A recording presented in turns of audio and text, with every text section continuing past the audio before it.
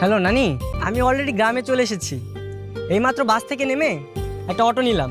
তুমি কোনো চিন্তা করো না, আমি আসছি। ঠিক আছে।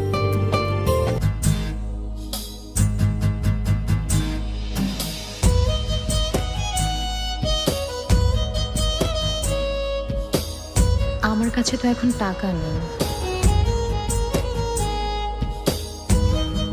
আচ্ছা, এক কাজ করেন, আপনি এই ঘড়িটা রাখেন।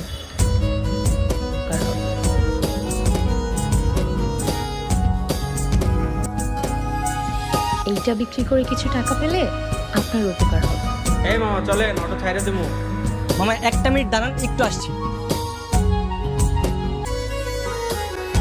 এই মামা দেরি আছে, আপনি গেলে চলেন, না গেলে থাকেন।